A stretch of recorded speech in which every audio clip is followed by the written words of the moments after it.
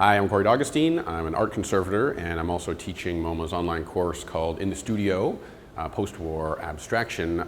We're here today in MoMA's excellent exhibition called Making Space, Women Artists and Postwar Abstraction. In fact, some of the artists in this show are also covered in the course, so check that out on Coursera if you have a moment. And today what we're going to do is look very closely at some of the really interesting paintings in this exhibition, paintings and sculpture, I should say. And we'll really be focusing in on the artist's materials and working methods, how these paintings get made. Now, a word or two about the exhibition itself. These are works all painted by women in the post-war period, so 1945 through, let's say, 1970, something like that. Suffice to say for now that these women had an extremely challenging situation to be taken seriously as artists in a very male-dominated and at times potentially misogynistic art world. However, issues of gender are obviously on the table here. In fact, that's really the only thing that all of these artists have in common. But it's potentially a slippery slope because sometimes we may think about issues of gender too much at the expense of the paintings themselves, since many of the artists in this exhibition really didn't want to be thought of as women artists per se, but just as artists, just as painters, since a lot of these are really damn good painters. Let's in fact start with Hedda Stern here. In fact, the first painting that you'll see walking into the exhibition. Hedda Stern, born in Romania, a really remarkable life. As a matter of fact, she narrowly escaped a concentration camp in the World War II era and moved here to New York City to pursue a career as a modern artist. Hedda Stern was sort of an abstract expressionist, but she never really fit into that category very comfortably. In fact, many of those artists didn't really fit that category. Stern changed her style again and again and again. And here in 1954, we see her right on the threshold between figuration and abstraction. On first glance, this absolutely looks like a non-objective or an abstract painting, but as we get close here, we realize that there certainly is a structure. And in fact, Stern really developed this vocabulary at first looking at farming machinery and think about huge conveyor belts and tractors and things like that. But then really here in New York City and Manhattan specifically, looking at the structures of skyscrapers and here really of bridges. This painting called New York 8, painted in 1954. It's not a bridge, but certainly the vocabulary here is closely related to it. The grid is really accentuated. And some of these diagonals, they almost seem like trusses or perhaps cables on the Brooklyn Bridge here in Manhattan or something like that. As we come in really close, you'll see something quite remarkable, especially for its period, that some of these light spots, which initially read as being, you know, some light space behind that bridge or something like that, they're in fact painted right on the surface. So a kind of reverse way of bringing light into this painting opaquely right on the surface. And you'll notice that that's spray paint. And what Stern is doing here, really hot off the press, is working with acrylic paints, which had literally just been invented. We're here in 1954. And she's immediately using them, spraying paint, kind of an industrial treatment of the surface, right onto the canvas here. Now, spray paint, of course, was used on bridges and other industrial surfaces in the 1950s. So there's something very real about her treatment of materials here. There's also something very aggressive and cutting edge about using paints that had literally just been invented at that time.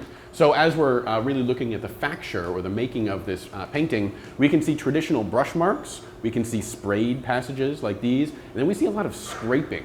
And this here, these are not actually brush strokes, but this is you know, the tip of a palette knife or perhaps the reverse of a paintbrush that she's scoring back into that dried paint, you know, literally stripping off little bits of it here. So this is very muscular, very aggressive technique. This one made the following year in 1955. It's called Trojan Gates by American painter Helen Frankenthaler. Frankenthaler really best known for a very different take on how to paint horizontally, on the floor in other words, very influenced by Jackson Pollock, as many artists in the 1950s were. However, whereas Pollock is known for these very crisp, linear kind of marks all over the canvas, we can already see on a first glance that Frankenthaler's marks here, they're much softer, more fluid, more nebulous or organic in character. And part of the reason why, as we really get our nose in towards the painting here, is that we realize that This is a stain painting, and almost all of this paint is really thinly applied and has been absorbed into the canvas itself. She's not working principally with enamels, although she certainly dabbled with them. Instead, she's working with traditional oil paints, but using a ton of solvent, that's turpentine, to really thin her paints to the consistency of, let's say, wine or watercolor or something like that. So working so thinly, her paint becomes very translucent, and looking at this area here, you realize that there's stain over stain over stain, 4, 5, 6, 7 different applications of paint.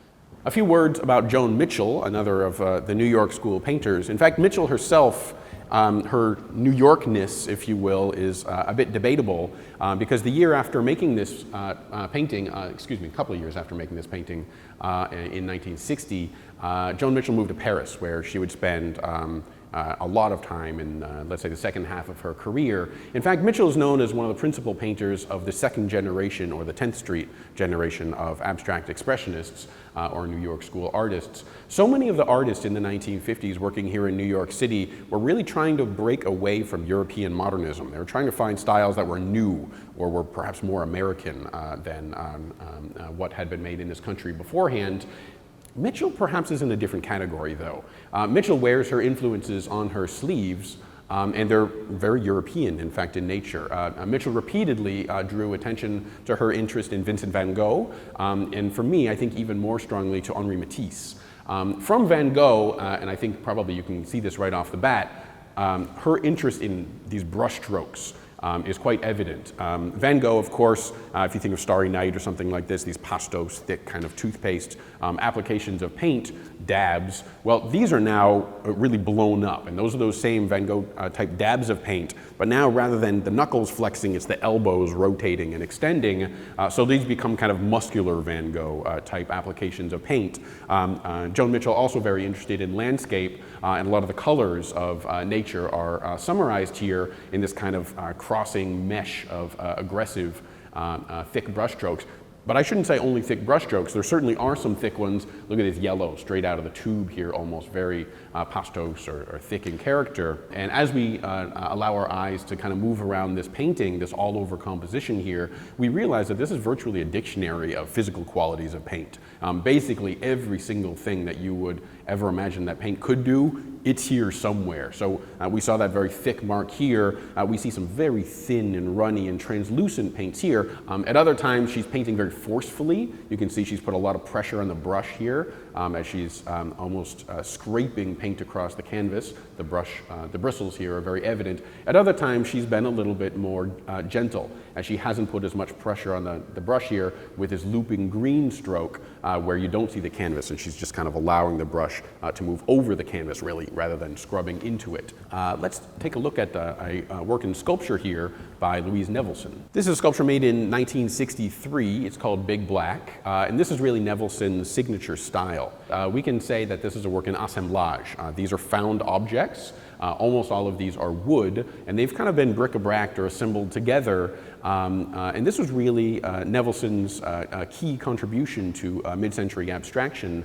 In fact, she lived in a part of Manhattan called Kips Bay, which in the mid-1950s, 1955 if I'm not mistaken, was rezoned and really demolished. That's where her studio was, and around her, one tenant after another were getting evicted. So of course they were taking old furniture and leaving it out on the sidewalk or what have you. And Nevelson began, well, dumpster diving, so to speak, and really scrounging around for all of these interesting shapes, found art, if you will. So as we really start to look inside of some of these boxes, there's some very recognizable objects. There are bedposts here.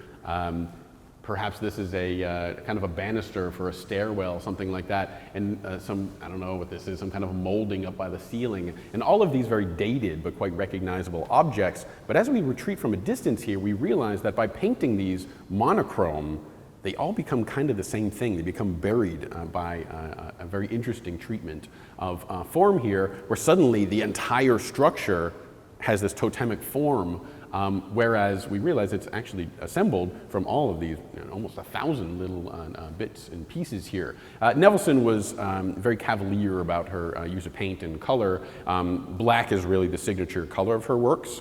She also does work in white monochrome and for a time worked in gold monochrome. But it's interesting, I've read some correspondence with her. Conservators worried, oh, there's some scratches, a loss in the paint film, what do we do? And she basically said, just take it on the fire escape and cry on it, like this. So for her, it wasn't really about the application of paint, it was more about the color of the work entirely. Quite interesting in some of the emotional connotations here. As we take a walk around the corner, we'll go from black to white here.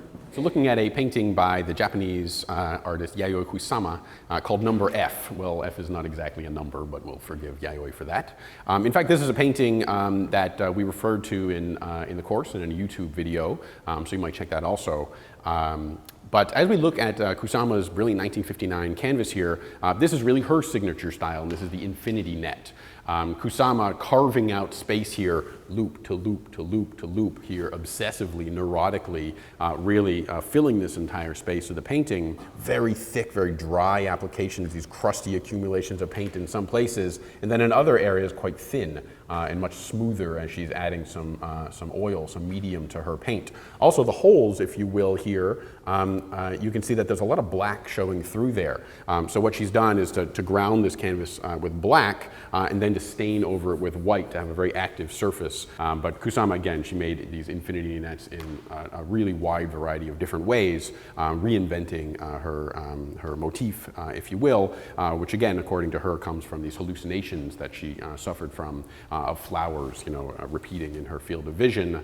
This is some kind of cathartic mode of mark making to really relieve the tension of what sounds like some very terrifying experiences. Kusama sometimes would paint like this style, but in huge canvases, and we have legends, perhaps true, perhaps not, where she's staying up for night after night after night, loop, loop, loop, loop, loop. So these are, in fact, the knuckles flexing like a Van Gogh or something like that, quite different from de Kooning, which was really the main style of so many painters of the New York school. If we move over here to the right, we'll see really interesting work, again by Kusama.